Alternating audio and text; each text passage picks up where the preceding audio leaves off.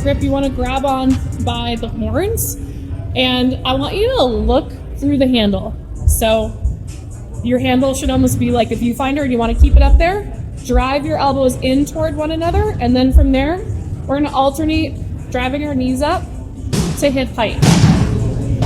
You want to go nice and slow, don't rush it, and make sure that you can see through that kettlebell handle the whole time. You want to do this from 30 seconds, anywhere from 30 seconds to a minute, and you can do 2 to 3 sets. The next exercise is going to be similar, but we're going to be in a single arm rack position. So we want to bring that kettlebell right to the back of your wrist or onto your forearm. You want your thumb and forefinger to be gripping right in this little corner of the belt. From there, make sure that your knuckles are pointing up toward the ceiling. Your forearm should almost be vertical. And you want to make sure that you have just a little bit of space between your thumb and your chest. Don't rest the kettlebell on your bicep and on your chest here. So a little bit of space, stand up really tall. And we're going to do the same thing. We're going to march in place. You want to alternate driving your knees up to about hip height. And you could also do this as a carry. So if you have some space, you can just take the kettlebell for a walk. The last of the marches and carries, we're going to do a single arm overhead march. So you'll start in the rack position. You want to press your kettlebell up overhead. Think about punching your knuckles through the ceiling. And then same thing, you're going to drive those knees up. You obviously want to make sure that you can stay in the overhead position comfortably. If you have any shoulder mobility issues, this might not be the exercise for you. But if you can hold this overhead position pretty comfortably, it'll be a good exercise for you.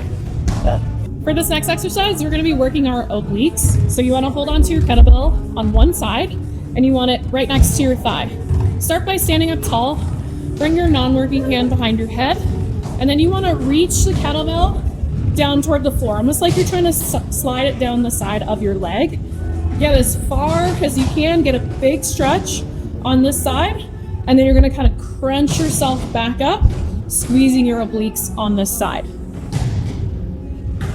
You want to make sure you reach until you feel a really good stretch, and then crunch up in the other direction. You should feel this kind of shorten, and your ribs come closer to your hip.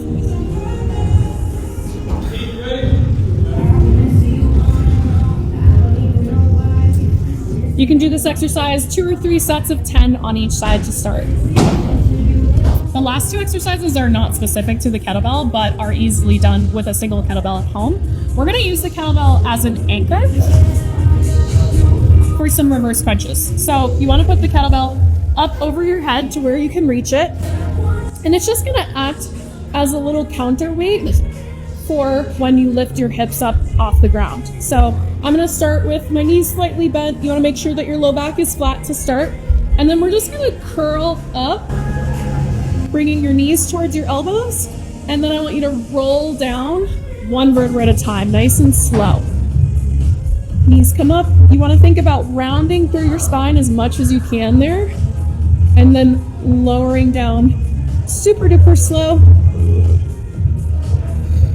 If you want to make it a little more difficult, you can reach your heels for the floor at the bottom and then roll up.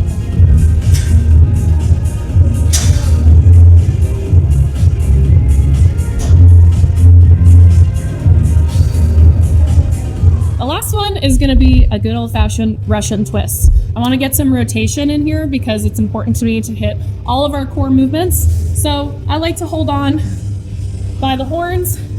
You're going to lean back in a seated position. Just lift your heels up off the floor a bit. They don't have to be up super high.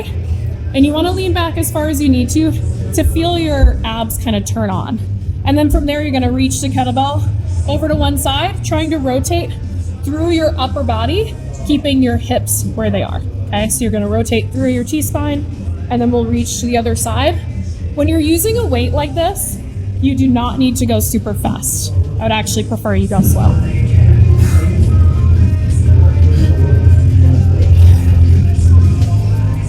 All right, y'all, that is a wrap on my favorite single kettlebell core exercises.